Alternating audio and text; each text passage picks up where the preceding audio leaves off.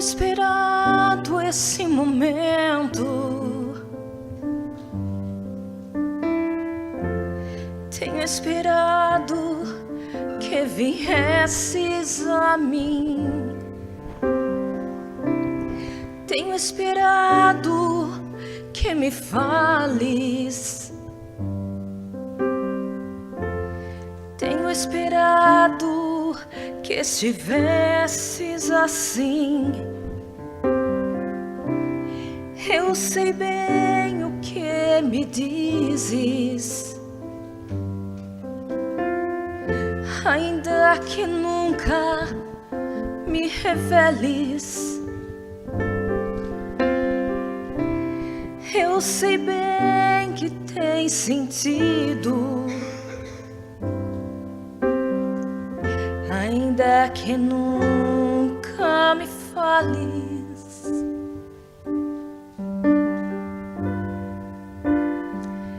Ninguém te ama como eu, ninguém te ama como eu. Olhe para a cruz, essa é a minha grande prova. Ninguém te ama como eu, ninguém te ama como eu, ninguém te ama como eu. Olhe para a cruz, foi por ti porque eu te amo. Ninguém te ama como eu.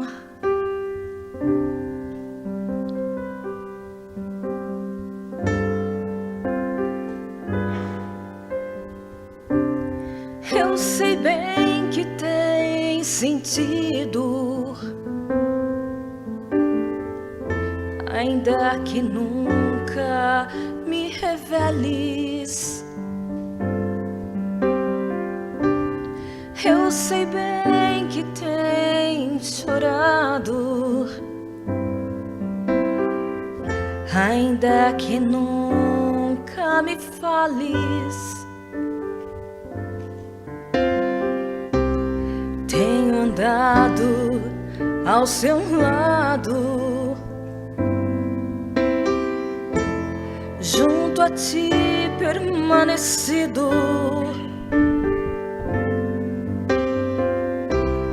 Eu te levo em meus braços, pois sou teu melhor amigo.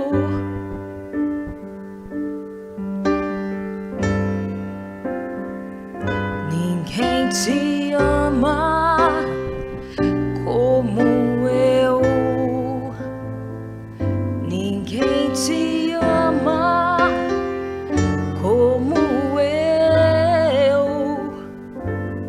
Olhe para a cruz, essa é a minha grande prova.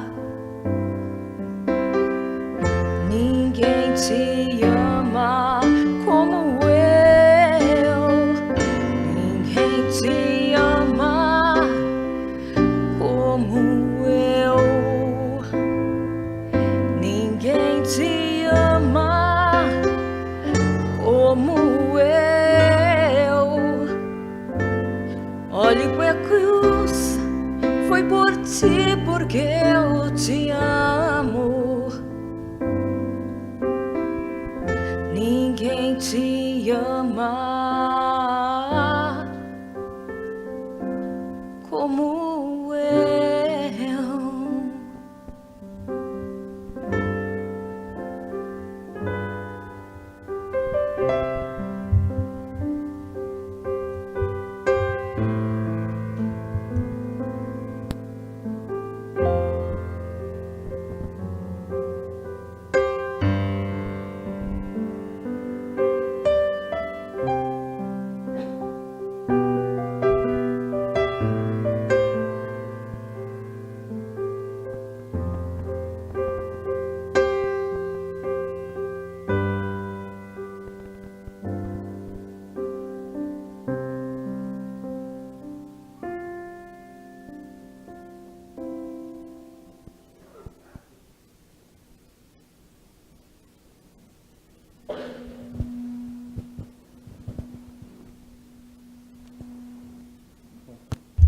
Nosso agradecimento, Alessandra.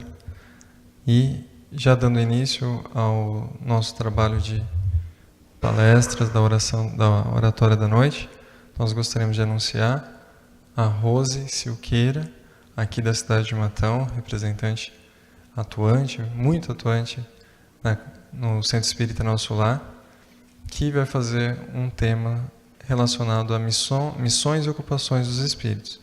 Por favor, Rose.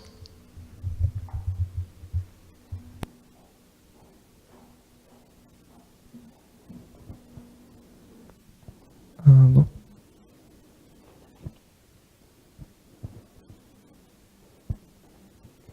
Boa noite a todos. Muita felicidade em estar novamente nessa casa. Agradeço a todos os dirigentes da casa, aqueles que nos recebem com tanto carinho, a espiritualidade amiga aqui presente, que já preparou o ambiente, que graças ao bom Deus também nos preparou uma prece cantada. Como a gente se sente mais feliz ainda, não é?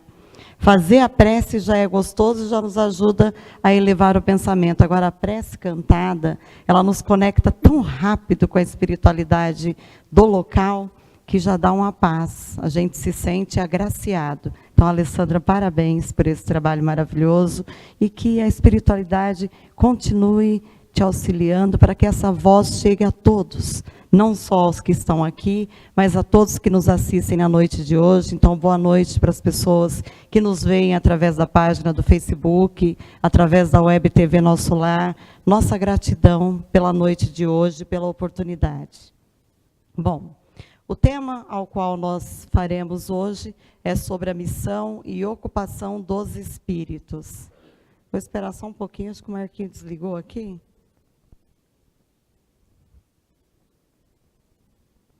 Meu assessor para assuntos aleatórios já está vindo. Ó.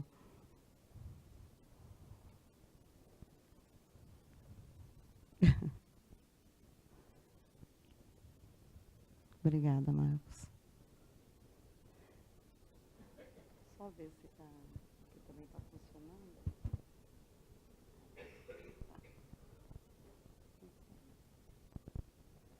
Bom, eu vou iniciar enquanto está ligando ali. Quando nós falamos missão dos espíritos, ou missões que os espíritos têm, nós pensamos muito em uma coisa boa, né? Missão é coisa que dá status. Eu sou um espírito missionário, não é assim que a gente se vê? Aí você já começa Chico, Ivone do Amaral Pereira, Divaldo Pereira Franco, tantos outros, né? O bandeirante do espiritismo, que dá o nome a essa casa, Caibar Schutel. Tantos espíritos nobres que passaram pela terra e deixaram a sua marquinha. Como é gostoso ser chamado de missionário, né? E hoje nós vamos ver que lá no Livro dos Espíritos, no capítulo 10, trata muito sobre as ocupações e as missões dos espíritos. E nós vamos compreender que espíritos, todos, que estejam do outro lado ou encarnados aqui, logo todos nós temos uma missão. E diferente daquilo que a gente acreditava, né, a missão não é uma medalha. Se dizer espírito missionário não quer dizer ser melhor que qualquer outro que está sobre a face da terra. Missão, o nome já diz, que não é glamour, é encargo. Aí eu fui pesquisar, se missão é encargo, todos os espíritos nos dizem isso. Missão é encargo. Aí eu fui pesquisar no dicionário, o que quer dizer encargo, então? Está aí. Encargo é incumbência, dever, responsabilidade. Logo, todos que estamos sobre a terra temos uma incumbência, temos um dever e temos uma responsabilidade. Nunca se falou tanto em transição planetária.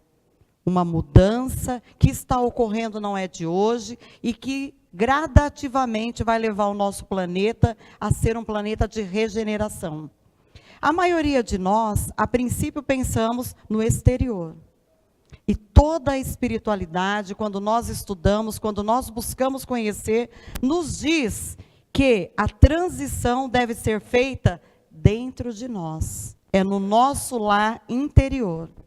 portanto, se transição é dentro de nós, todos nós temos uma missão. E na noite de hoje nós estamos sendo chamados a compreender o porquê que nós estamos sobre a terra. Qual é a nossa missão, então? Marquinhos, acho que deu outro. Ah, então tá bom. Qual é a nossa missão? Perante isso, a gente começa a compreender pequeninas coisas. Algumas pessoas têm a missão de paternidade ou maternidade. Foi chamado a ser um bom pai, uma boa mãe, a conduzir os filhos na vida, na caminhada evolutiva. Ah, mas só algumas? Todos nós temos filhos, então nós não? Não estou dizendo isso. Mas algumas em especial receberão nos seus lares alguns filhos que muitas vezes não têm ligação com o passado, mas que nós pedimos para que estivessem entre nós para conduzi-los no caminho do Cristo, ensinando o amor, a renúncia e doando um pouco de nós. Missão é um conjunto de lutas, sacrifícios que teremos que fazer a vida inteira. Olha só, a vida inteira. É um conjunto de lágrimas que devemos derramar durante toda uma encarnação. Então veja o fardo. A gente vai compreendendo que é algo que nós temos que doar de nós mesmos. E aí foi o que eu acabei de falar. Cada um que está sobre a terra tem a sua missão. E eu já dei um exemplo da paternidade, do cuidar dos filhos. Mas alguns a missão é o casamento. Aquele esposo difícil ou a esposa difícil com o qual eu tenho que aprender a conviver, com o qual eu vou compartilhar, com o qual eu vou renunciar, mas, sobretudo, eu vou amar muito, para que esse ser querido se melhore em me melhorando também. Perdoar e ser mais paciente com os familiares também é uma missão, com os colegas de trabalho. Tem missões que são muito restritas, então. Elas podem estar ligadas ao nosso trabalho e à nossa família. Mas nós dizemos que quando a missão se expande para a coletividade, não está restrita a algo em particular, a gente já fala que esse ser é, na verdade, alguém que precisa de muita oração. Porque se missão é derramar conjunto de lágrimas, é um conjunto de lutas, então a gente sabe que toda missão exige sacrifício, lágrima e suor. Quem tem missão com a coletividade, então, meu Deus, nós sempre dizemos, nós somos devedores maiores. E essa dívida exige muito de nós, porque nós queremos já fazê-las de uma forma maior, como família e família espiritual. Não é restrita ao filho consanguíneo. Então, essa missão e esses missionários necessitam da nossa prece. Porque cada um, no local em que está, busca fazer algo em prol da comunidade ou da sociedade como um todo, alavancando-a para o progresso. Então, os missionários necessitam da nossa prece. Missão e missionário. Eu gosto muito dessa definição de Haroldo Dutra Dias.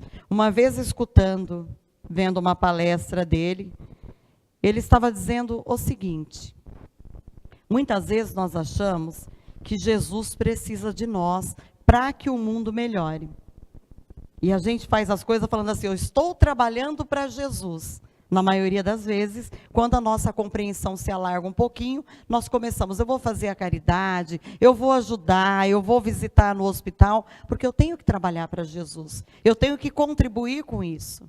E aí Haroldo diz, meu filho, na verdade não é Jesus que precisa de você, é você que precisa de Jesus. É você que necessita ser melhor enxergando a dor do outro. Porque quando você faz pelo outro, é por você, na verdade, que você está fazendo. E aí ele diz assim, olha, o que Deus tem a fazer dentro de você é infinitamente maior do que Deus tem de fazer através de você. Essa é a frase que eu quero trabalhar na noite de hoje com as nossas missões e ocupações. De forma bastante clara, esclarecedora, Haroldo está dizendo assim, tudo que você fizer fora, caridade, assistencialismo, auxílio, escutativa, palestras, tudo que você fizer fora, não vai ser maior do que aquilo que você fizer dentro de si mesmo. Se você fala para alguém perdoar e consegue fazer com que a pessoa perdoe, a primeira pergunta que você vai fazer é a seguinte: o outro perdoou, mas você é capaz? Você já é o perdão? Você enxugou a lágrima lá fora. Aqui dentro você é o que enxuga ou o que faz chorar? Tudo que você edificar lá fora, a pergunta é: você já é capaz de edificar dentro de si bons sentimentos? Você já é a ação que a tua teoria aplica aí fora? Porque se as suas ações não estiverem ligadas àquilo que você fala e que você faz fora, de nada vai adiantar. E para falar sobre isso, eu vou falar sobre o Frederico Figner. Frederico Figner, Clóvis, eu deixei até o livro aí, empresta aqui um pouquinho. Através da mediunidade de Chico Xavier, ditou esse livro, Voltei. Quem já leu esse livro? Quem não leu, olha, a maioria presente não conhece. Olha, fininho, fácil de ler e de um ensinamento maravilhoso. Isso aqui é um tesouro. Os que passaram dos 40 devem ter versão com uma letra maior, né? Ou no computador em PDF, para você aumentar para poder ler. Mas esse livro, ele fala exatamente disso. Não adianta fazer fora. Nós vamos ter que construir dentro de nós esse bem que nós queremos. Então, Frederico Figner, ele era da Tchecoslováquia, na última encarnação, de origem judaica, que aos 13 anos, com um espírito empreendedor muito grande, porque a família era humilde, ele sai de casa e vai para os Estados Unidos. Nos Estados Unidos, chegando mais ou menos lá dos 13 aos 15 anos, alguns falam 13, outros 15, ele chega nos Estados Unidos e conhece um tal de Thomas Edison. Sabe o Thomas Edison, inventor da lâmpada? Cheio de ideias, cheio de conhecimentos. E ele conhece justo Thomas Edison. Nesse conhecimento que ele tem com Thomas Edison, ele descobre, então, que Thomas estava inventando, entre outras coisas, um aparelho cilíndrico que gravava a voz. As economias que ele tinha eram poucas, mas ele resolveu comprar esse aparelho e sair pelo mundo ganhando dinheiro com ele. Já era empreendedor, um jovenzinho. E aí ele vai de navio à porta aqui em Belém do Pará, no Brasil, sem saber falar nada em português. Ele chega então em Belém do Pará com esse aparelhinho e anda pelas ruas gravando as vozes das pessoas e ganhando dinheiro para isso. Tá? Com esse espírito empreendedor que ele tinha, né, com essa ideia maravilhosa, ele passou por Manaus, Fortaleza, Natal, João Pessoa, Recife, Salvador, antes de chegar no Rio de Janeiro em 1892. Já falando um pouquinho do nosso idioma, tá vendo? E com razoável pé de meia. Aqui na Cidade Maravilhosa, ele abriu as Casas Edson. Nessas Casas Edson, ele vendia, então, algumas dessas descobertas. Cada vez que Edson inventava alguma coisa, ele viajava, ia, buscava com esse pezinho de meia e começava a vender. Então, no Brasil, nessas Casas Edson, olha, ele trouxe o fonógrafo, o gramofone e o disco. Mas, entre essas feitas de trazer algumas coisas de fora, ele também acabou trazendo e criando aquela casa, aquela loja gravadora Odeon, que a gente ouve até hoje, a Odeon, que ainda tem a sua movimentação. Trabalhando com discos, né, que gravavam de um lado só, Frederico fez um grande pé de meia. Ele tem a perda de uma filha, mais ou menos aos 20 anos, que foi muito sofrida. Né, perdeu um ente querido, ainda uma filha que a gente ama, e foi apresentado, então, lá em 1903, ao Espiritismo por um amigo, né, a família Saião aí. Mas ele não acreditava muito, não. Ele ouviu falar, o amigo sempre ia lá nas lojas, nas Casas Edson, ou na gravadora Odeon, e ficava falando para ele sobre essas coisas de espiritismo. Ele ouvia esses feitos, ouvia dizer, mas ainda um pouco descrente. até leu sobre o assunto.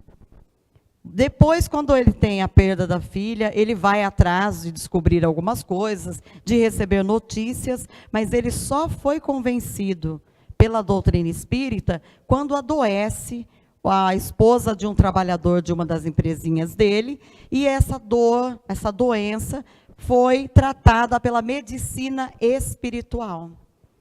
Espíritos ditavam, então, receitas mediúnicas onde tratavam os doentes. E a esposa desse amigo, então, desse funcionário, se cura através dessas receitas. E aí ele se interessa, ele começa a estudar o fenômeno mediúnico e começa a perceber que há algo do lado de lá. Isso o ajudou, então, a estar mais por dentro da doutrina, a conhecer melhor e a se inclinar ao espiritismo. Aí ele começou, então, a fazer parte da Federação Espírita Brasileira, como vice-presidente, tesoureiro, foi muito atuante dentro da federação. E dentro da federação, ele também montou, olha lá, uma coluna, mantinha uma coluna no jornal Correio da Manhã, que divulgava o espiritismo. Era alguém que trabalhava muito para divulgar, então, a doutrina a partir daí.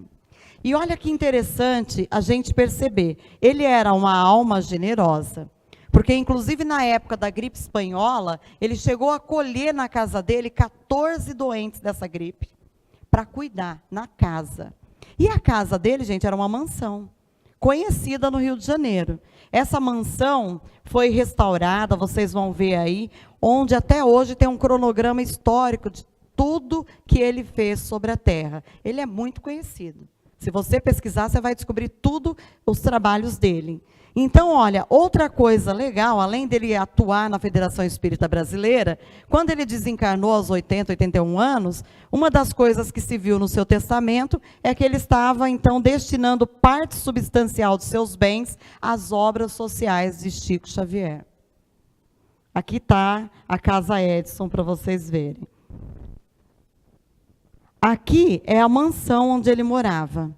Atualmente, ela foi restaurada, e ali dentro, como um museu, em ordem cronológica, tem todos os feitos de Fred Figner, bonitinho para a gente conhecer.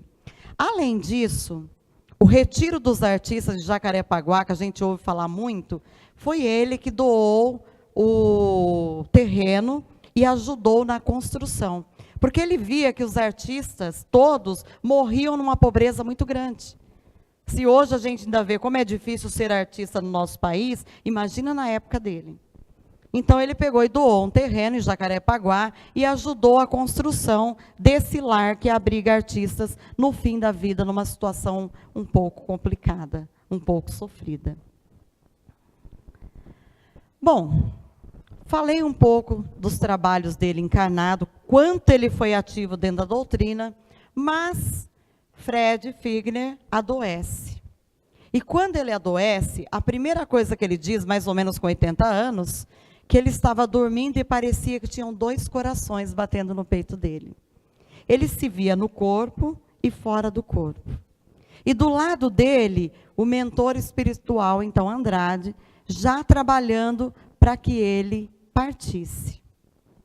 Quando ele desencarna, ele ainda fica sobre a terra ali, conversando com o mentor espiritual, e o mentor diz para ele, olhe quem está no pé da sua cama. Ele olha. Quem era? Bezerra de Menezes. Bezerra de Menezes e a filha, então, que tinha desencarnado. E ele, meio acabrunhado de ver doutor Bezerra de Menezes no seu desencarne, né, no desligamento, se sente muito feliz e agradecido. Só que eles fazem o desligamento, o levam para a praia, e eu acho muito legal o que fala nesse livro Voltei, porque eles dizem assim, na praia é um lugar maravilhoso que ajuda a gente a renovar as energias, tanto de quem já está do lado de lá, quanto as nossas. Tem uma coisa interessante da natureza ali. E ele foi levado, então, por Dr. Bezerra, pelo seu mentor espiritual, para a praia, para fazer os últimos desligamentos. E aí eles falam, vamos ver lá, vamos ver como é que está sendo o teu velório, quer participar? E aí no livro, gente, ele descreve o velório, as conversas malsãs, as piadas que as pessoas contam no velório, coisas que não tem nada a ver, que falam do morto que está ali com o corpo presente de uma forma desagradável. Então no livro ele descreve tudo isso. Mas o que mais pega nesse livro é que uma pessoa tão ativa, que trabalhou tanto, se olha e não vê luz nenhuma. Era uma luz tímida, sabe? Perto da filha dele, que era do Dr. Bezerra, então nem se fala. E aí ele vê aquilo e o Dr. Bezerra fala, vamos esperar um pouquinho, que nós temos mais gente desencarnando para podermos partir para o plano espiritual. Né? E ele espera, aí ele fala assim, bom, eu acho que a minha luz é pouquinha, ainda nem aparece, porque acabei de desencarnar, né? Não tem problema. Aí o doutor Bezerra fala, vem agora ali, olha, uma professora que acabou de desencarnar, ela que nós estamos esperando para partir. A hora que a professora vem com aquela luz radiante, saindo do peito, tinha acabado de desencarnar, ele falou, o quê? Então não é porque eu desencarnei agora que eu não tenho luz, o que aconteceu? E aí ele diz que sente lá dentro dele, ele não comenta, mas sente um ciúme e uma inveja, que aí a filha fala, pai, por favor, contenha-se. Não é a hora de sentir essas coisas. E ele quer saber por que ele estava sem luz. Já que ele foi tão atuante, por que eu não tenho essa energia e essa luz toda? E aí no livro, gente, ele começa no prefácio dizendo assim, a luta continua. Antes da passagem, tudo me parecia simples. Acreditei que o fim das limitações corporais trouxesse inalterável paz ao coração. Mas não é bem assim. Vestimos a roupa da carne a fim de lutar e aprender. E se muitas vezes sorvemos o desencanto da derrota, em muitas ocasiões nos sentimos triunfadores. Somos então filhos da turba distraída, companheiros de 1000 companheiros, cooperadores de 1000 cooperadores. Ele passa 200 dias, já no plano espiritual, vendo espíritos apontarem o dedo e falar, ah, você não é o irmão Jacó? Porque assim como aconteceu com Humberto de Campos, que teve que modificar o nome para não dar problema, ele também trocou o nome de Fred Figner para irmão Jacó, então desencarnado. Você não é o irmão Jacó que trabalhava tanto? Cadê sua luz? Cadê sua luz? Então todo mundo perguntava, cadê sua luz? E ele não compreendia, cadê a luz? Até que Dr. Bezerra e tantos outros espíritos, de maneira muito tranquila, achando a hora, disseram para ele, fizestes muito fora, mas edificaste pouco no lar do coração e dos sentimentos. O que fizestes dentro de você, no seu lar interior? O que trabalhastes?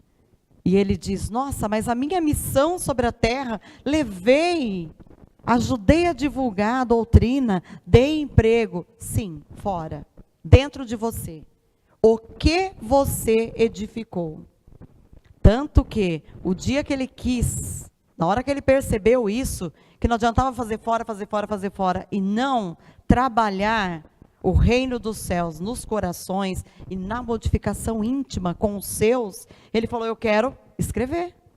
Eu quero voltar. Eu prometi para eles que eu falaria como é que seria o lado de cá. Eu quero avisar os meus familiares. Eu quero avisar os meus amigos. E ele falou, eu quero ir. E quando ele consegue, ele vai lá na casa da prece, vê Chico psicografando, chega ali do lado, né? Aqui está ele, ó. Emmanuel ali do lado, e ele está esperando para falar. Aí ele não fala alto, ele pensa, porque estava acabando a reunião do dia que ele desceu, para poder tentar psicografar através de Chico, e não consegue. Aí ele pensa, puxa, trabalhei 50 anos dentro da doutrina espírita. Trabalhei um monte, e não consigo escrever por esse médium? Esse tal de André Luiz, nem conhecia. Quando desencarnou, ficou 8 anos no umbral. E já escreve um monte de coisa. Aí um dos espíritos presentes, que alguns dizem que é Emmanuel, outros dizem que era outro benfeitor que estava do lado do Chico, falou: meu irmão, André Luiz não escreve para os seus apenas, é uma obra grande. E antes de escrever pelo médium, ele passou 700 dias de 24 horas cada um, juntinho com o médium, para sintonizar, para que pudessem ambos terem uma sintonia maravilhosa, para que agora ele pudesse escrever. Então não pense que é assim. É um trabalho árduo de preparação. E aí, ele, muito envergonhado, compreende, então, que as coisas não são fáceis. E ele continua dizendo, olha, chega, no entanto, o momento em que a morte nos reconduz à intimidade do lar interior.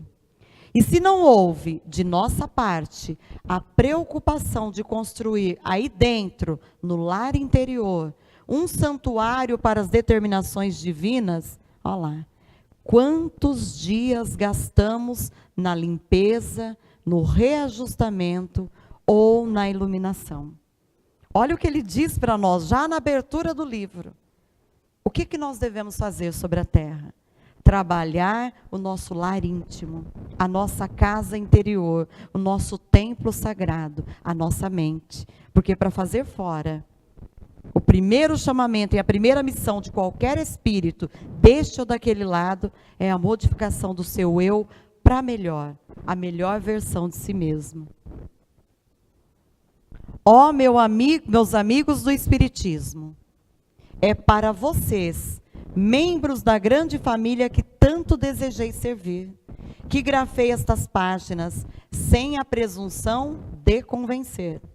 Não se acreditem quitados com a lei por haverem atendido, a pequeninos deveres de solidariedade humana.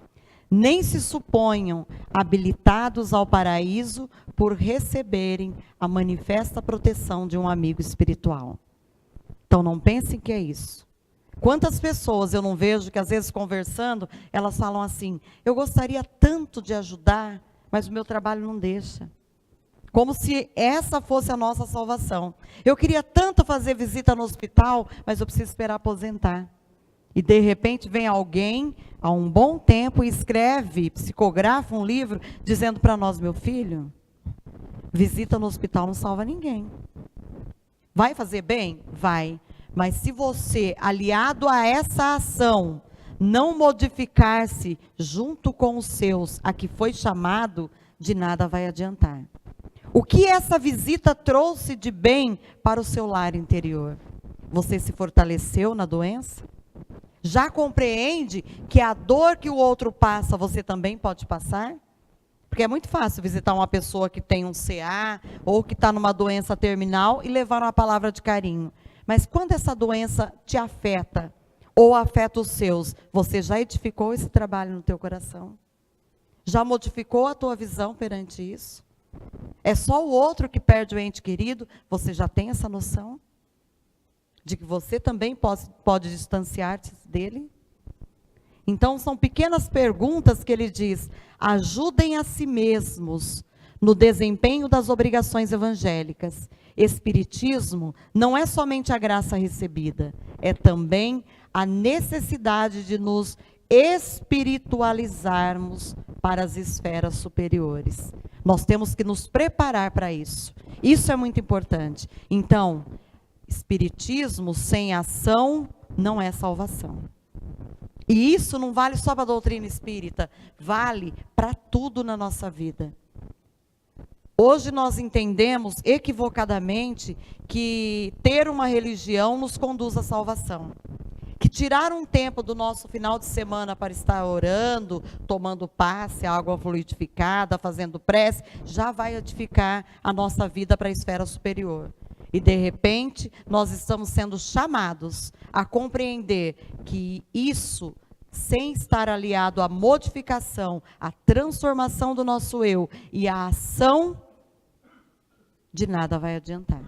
Então é para isso que nós estamos aqui, para compreender. Então lá no Livro dos Espíritos, no capítulo 10, na questão 569, ele diz assim, olha, em que consistem as missões das quais os espíritos errantes podem ser encarregados. Então, quer dizer, você partiu, não vai trabalhar mais? Vai ficar ouvindo a harpa tocar, comendo a uvinha e no paraíso? Quando a pessoa desencarna, o que ela faz? Né? As missões dos espíritos têm sempre o bem por objeto. Seja como espíritos, porque nós também somos espíritos, hein, gente? Não esqueça. Só que nós estamos encarnados. Seja como espíritos, seja como homens, são encarregados de ajudar no progresso da humanidade. Então, todos nós temos que ter o bem como missão. Ajudar no progresso. Como é que a humanidade progride se a melhor versão nossa ainda não acontece? Se a gente não sabe amar, perdoar, se não estamos usando o óculos que enxerga a qualidade do outro e não o defeito, porque a gente tem uma facilidade de ver o defeito, não é? Uma facilidade de ver. Quando a gente olha a questão do combustível, a greve dos caminhoneiros, a primeira coisa que deveria vir à nossa cabeça é assim: puxa, como nós somos petulantes. Porque só o fato de trabalharmos, de termos o nosso emprego, o nosso lar, já estamos fazendo a nossa parte. E a gente esquece a interdependência que temos uns com os outros. O produtor, o que transporta, o que vende, até chegar à nossa mesa. E quando acontece isso, você fala, aquele cara que não dorme, que muitas vezes se droga, causa acidentes, perde a vida, é o responsável por tudo, por toda a movimentação do nosso país. E quantas vezes eu fiz algo por ele? Pelo menos uma prece. Pelo que planta. Por todos aqueles que fazem com que nós tenhamos uma vida mais tranquila. O caos se instala e a gente faz a reflexão. É de todo mal? Não. Não é, porque eu acho que só o caos e a tempestade revigoram a natureza externa e a natureza do nosso ser. Talvez a gente aprenda a viver com menos. Talvez a gente caminhe cuidando da saúde. Talvez a gente ore para o bem-estar de todos, ao invés de criticar apenas. Independente dos motivos, um motivo maior existe. Nós temos que refletir acerca do que fazemos sobre a Terra. E o quanto estamos ligados numa cadeia, num efeito dominó. Aconteceu ruim lá, vai afetar em Matão ou em qualquer lugar do nosso país como um todo. Alguns, olha lá, têm missões mais restritas e, de certa forma, pessoais ou inteiramente locais, como dar assistência aos doentes, aos agonizantes, aos aflitos, velar por aqueles dos quais se tornam guias ou protetores e dirigi-los por meio dos seus conselhos ou dos bons pensamentos que lhes sugerem. A outra pergunta: em que consiste a missão dos encarnados? Agora é claramente para nós, espíritos também, mas encarnados. Além de ter o bem como norte, como bússola, qual é a nossa obrigação? Está lá no livro dos Espíritos, hein, gente? Não estou inventando. Primeiro de tudo, instruir os homens. Ó, então todo mundo é professor? Sim. Todo mundo é aprendiz também. Porque um vai aprender com o outro. Nós temos obrigação de instruir os homens. De ajudá-los em seu adiantamento. É nosso dever. Instruir e ajudar no seu adiantamento. Melhorar suas instituições por meios diretos e materiais. Essa última questão aí, quando eu montei um projeto com os colegas do nosso lar, a criança que você vê na rua também é sua, que tem aqui, que tem em várias casas nossas, é exatamente para dizer isso. Quando você cria o seu com o melhor que você pode dar, você tem que se lembrar, para cada seu, tem um lá fora que não tem lar, que não tem nada, nem instrução, nem amor, nem um olhar de caridade. Então não adianta fazer por ele e não fazer nada pelo que está fora. Porque o teu filho vai se relacionar com aquele. E pode ser que aquele não tenha condições de compreender o que nós somos, o que nós queremos e qual a nossa obrigação e o nosso dever. É acolher, é amar, é fazer alguma coisa em qualquer instituição. Não precisa levar o alimento na boca ou dar o sapato para facilitar. Mas você precisa fazer alguma coisa que torne a vida daquele ser cheia de esperança. Que dê a ele condições de sonhar. Porque o ser humano sobre a terra perdeu a vontade de sonhar. Ele sabe reclamar. Ele sabe odiar. Ele sabe julgar, criticar. Mas ele não sabe dar a mão, ajudar, perdoar e, sobretudo, fazer, agir. É muito fácil falar, mas o que você sugere? Como é que poderia ser melhor? Como é que a sociedade matonense poderia melhorar? Além das orações, o que você faz? Qual é a tua missão? Tá aí. Porém, as missões são mais ou menos genéricas e importantes. Aquele que cultiva a terra cumpre uma missão, como aquele que governa ou aquele que instrui. Todos têm uma missão nesse mundo, pois todos podem ser úteis em alguma coisa. Aqui também eu acho muito bonito, nessa 584, também do Livro dos Espíritos, alternativinha A, cada um é recompensado segundo suas obras. Jesus já falava, a cada um segundo suas obras.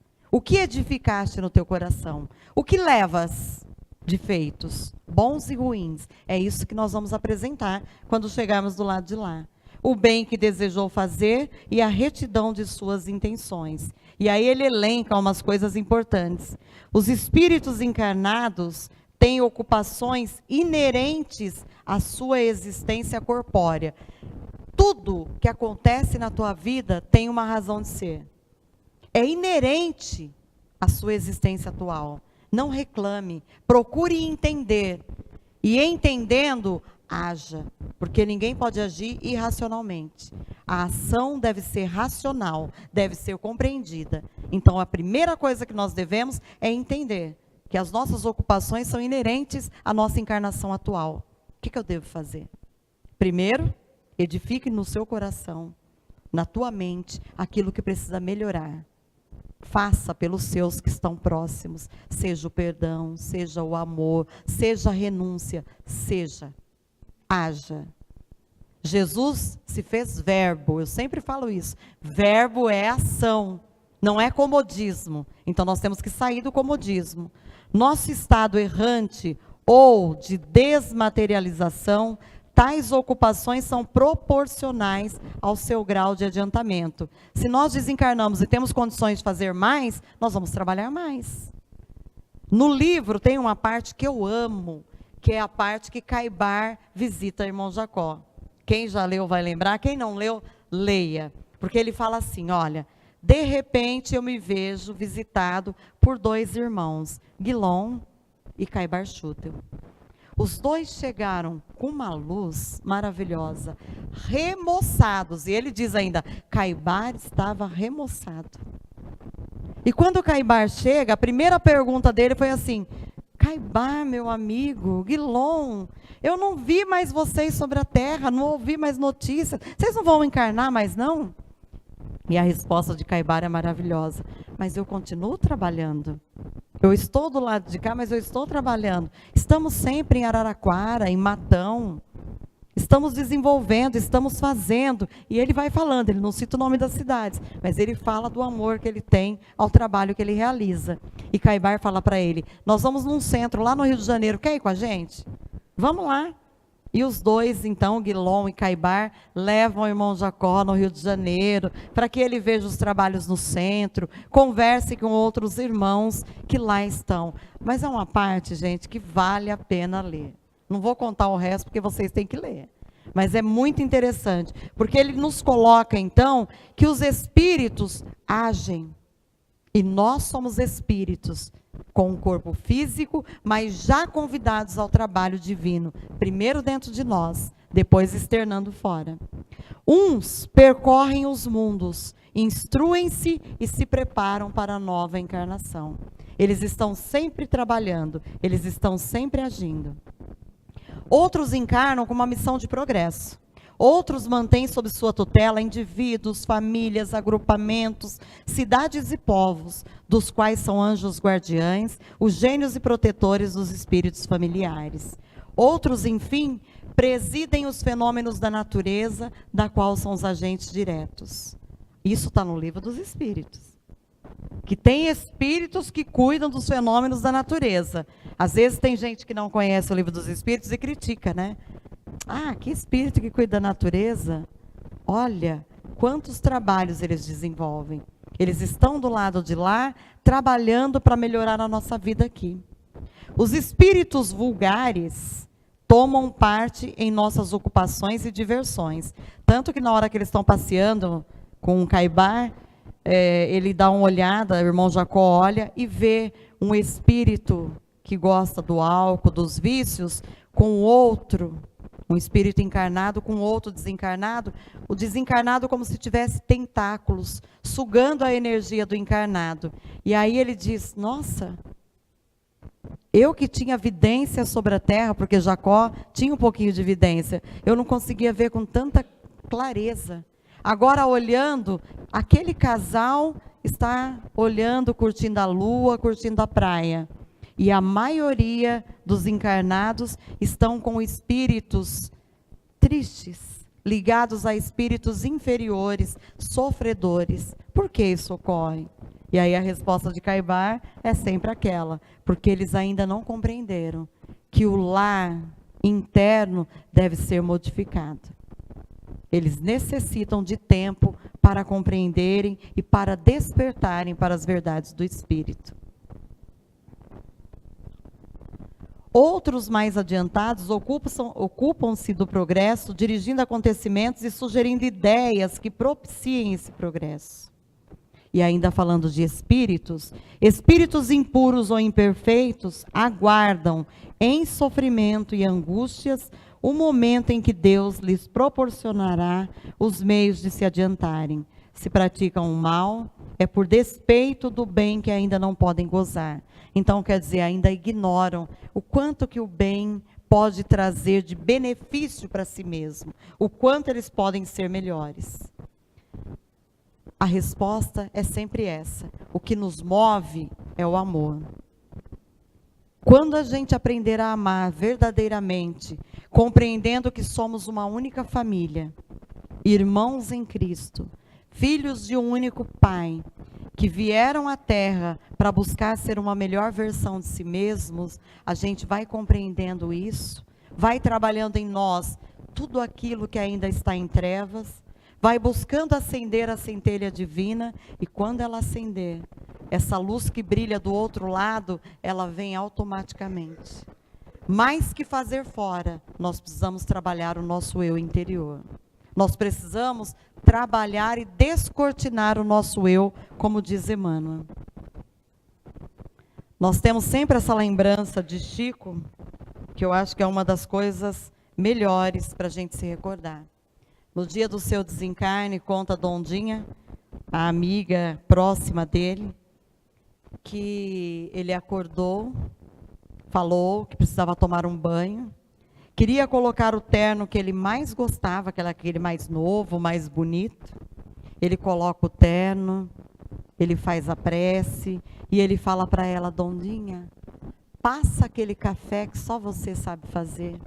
E ela vai lá, passa o café, ele toma o cafezinho, termina de tomar o café, agradece, vira olhos para cima e de mãozinhas postas diz, graças a Deus. E nesse momento ele dá o último suspiro e desencarna. A pergunta que eu fiz à espiritualidade é, quando o Chico diz, graças a Deus, o que ele quis dizer? Foi uma gratidão, como a gente faz, né, de ter um café, de ter um dia? O que ele queria dizer? E a espiritualidade responde de uma maneira maravilhosa. Ela diz assim, quando ele diz graças a Deus, é para que o homem compreenda que enquanto ele estiver sobre a terra encarnado, ele pode falir. Ele pode falir 1 segundo antes de partir. Então, quando o homem com a sua consciência, percebe a importância de orar e vigiar os próprios atos, e ele consegue então entender que até no último momento ele fez o que deveria ter feito, o agradecimento é de dizer assim: graças a Deus, cheguei até o último segundo sem me perder. Não deixei que as coisas do mundo me fizessem dele também.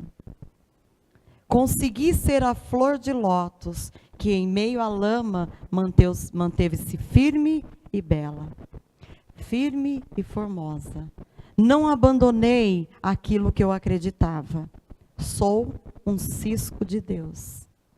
Eu acho que essa resposta que a espiritualidade me deu, me fez chorar muito na hora e me preencheu o espírito. Cada vez que eu me recordo disso, eu falo, meu Deus, como é difícil. Como é difícil a nossa missão. Realmente é verter lágrimas. Porque cada vez que a gente vê alguém e a pessoa fala dos seus problemas, das suas dores, os nossos mentores espirituais, a primeira coisa que eles falam é: o doente não é o corpo é o jumentinho, como dizia a Francisco de Assis, é o jumentinho que abriga o espírito, é o espírito que precisa se curar. Então, quando o corpo sofre, a pergunta básica é: o que meu espírito precisa aprender com essa dor? Por que ele sofre? A hora que eu compreendo, eu não preciso mais sofrer. Não é à toa que Divaldo Franco sempre diz: olá, minha amiga, estás comigo? Ele fala para a dor: eu sei, fique à vontade. Mas a hora que eu compreender o motivo de você estar aqui, vai embora. É o que a gente deve fazer. Dizer isso a ela. Porque se a gente tiver essa consciência, nós vamos nos curar espiritualmente, despertando a nossa consciência. Joana de Ângeles fala, né, do momento do desencarne de Chico.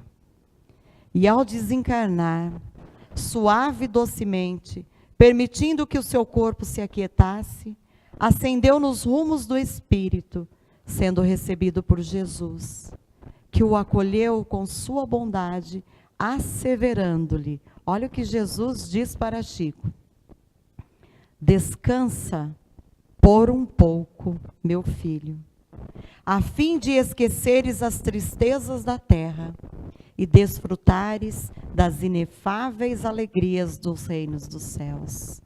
Então, na fala de Jesus, ele não falou: descansa, fica à vontade, dorme. Como a gente fala, eu queria deitar e dormir 3 dias seguidos. Quantas pessoas eu não escuto isso, né? Estou tão cansado que eu queria deitar e descansar uns 3 dias seguidos. E Jesus fala o quê para Chico? Descansa, meu amigo, por um pouco. Logo, logo voltarás ao trabalho, é por um pouco, para depois desfrutares das alegrias do reino dos céus. A prece final do livro Voltei é a que eu coloquei para nós terminarmos a nossa palestra de hoje, porque ela trata de uma forma maravilhosa o que nós pretendemos. Essa prece foi feita por André Luiz, porque no final todos os espíritos se reúnem. Bezerra de Menezes, André Luiz, Emmanuel e tantos outros que estão no plano espiritual. E aí André Luiz fala assim, olha: Senhor Jesus, dá-nos o poder de operar a própria conversão, para que o teu reino de amor seja irradiado do centro de nós mesmos. Contigo em nós, converteremos a treva em claridade, a dor em alegria, o ódio em amor, a descrença em fé viva, a maldade em bondade, a ignorância em compreensão e sabedoria, a dureza em ternura, a fraqueza em força, o egoísmo em cântico fraterno, o orgulho em humildade, o torvo mal em infinito bem.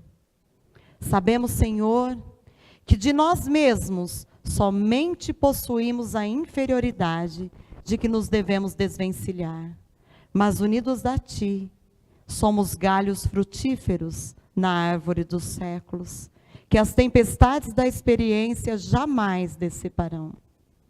Assim, pois, Mestre amoroso, diga-te amparar-nos, a fim de que nos elevemos ao encontro de Tuas mãos sábias e compassivas, que nos erguerão da inutilidade para o serviço da cooperação divina, agora e sempre. Assim seja. Perante essa prece, eu não tenho mais nada a dizer, a não ser colocar que na noite de hoje, a gratidão não é minha apenas, mas de toda a espiritualidade que se movimentou para que sentíssemos algo de melhor, para que o nosso eu fosse tocado, e cada um, mesmo com todos os problemas, enfrentando o caos, se movimentou com o combustível do amor para estar presente na noite de hoje. Então eu agradeço a presença de todos, peço a Jesus que na sua infinita bondade envolva-os em eflúvios de amor, vibrações de paz e equilíbrio, para que cada um de nós possamos edificar em nosso eu a bondade, o olhar que edifica e a árvore que frutifica, não em uma encarnação, mas que já começa a ser adubada com o bem que faz bem, com o bem que busca o belo e que busca o bom. Muito obrigada, que Jesus os abençoe.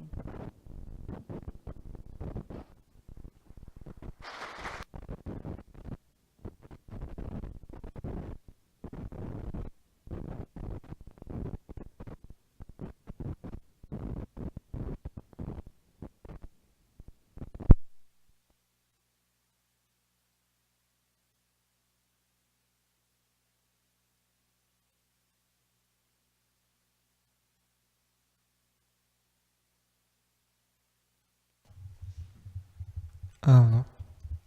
Nós que agradecemos, Rose, por esses momentos inspiradores que nós tivemos, a mensagem muito lúcida, muito clara, de que são muitas missões, e aquela principal missão que é se reformar intimamente, né? Às vezes a gente chega até a conclusão que a maioria das palestras no Centro Espírita acabam sendo com o mesmo tema, né? Sempre reforçando a importância da reforma íntima, que vem através do trabalho, que não tem como fugir, né? Amanhã, no Centro Espírita Nosso Lar, às 9 da manhã, vai ter a palestra da Patrícia Denadai, Bem-aventurados aflitos, que também vai ser transmitida através do Facebook do Nosso Lar. E no sábado que vem nós também teremos um companheiro. É o Sardana, né? Edson Sardana. Então, nós podemos nos preparar agora para o passe. Aqueles que forem utilizar o tratamento fluídico, que façam a fila costumeira aqui do lado esquerdo. E que a gente possa terminar com uma última vibração, colocando o nosso Mestre Jesus em nosso pensamento, todos absorvidos nesse clima de paz e harmonia presente aqui, que nós possamos olhar para dentro do nosso coração, para tudo aquilo que nos é oferecido, para tudo aquilo que nos é dado, primeiramente agradecendo essas possibilidades infinitas de estar em comunhão com Deus, e de antemão buscando, modificando, esclarecendo todos aqueles caminhos que ainda nos causam desequilíbrios, que ainda nos fazem interpretar altos e baixos nessa caminhada espiritual. Que através do policiamento, do vigiar e orai, possamos melhorar nossa vibração, os nossos pensamentos, as nossas ações, as nossas relações interpessoais, colocando sempre o amor em cada palavra, em cada gesto, desenvolvendo a fraternidade e todos os atributos da fraternidade, que vibrando pelo nosso país, possamos, em nossos pensamentos, em nossas emissões de energia, colocar acima de tudo o otimismo nesses momentos de dúvida, de pânico, que possamos ser aqueles faróis, que possamos ser os instrumentos de paz, os consoladores, levando tudo aquilo que a doutrina espírita nos ensina ao coração do homem. E mais que isso, colocando também em nossa tela mental os nossos lares, os nossos amados que aqui não estão, aqueles amados que por acaso já desencarnaram, que recebam nesse momento o nosso abraço, o nosso carinho, e todos unidos, vibrando por um mundo mais fraterno, por mais paz, possamos, nesse último momento, mandar todo o nosso agradecimento, toda a nossa devoção ao nosso Mestre Jesus, que nos abraça nesse momento e nos convida a acompanhá-lo nessas várias missões que nos são atribuídas. Que possamos honrar esse convite, possamos honrar essa companhia, agora e sempre. Que assim seja.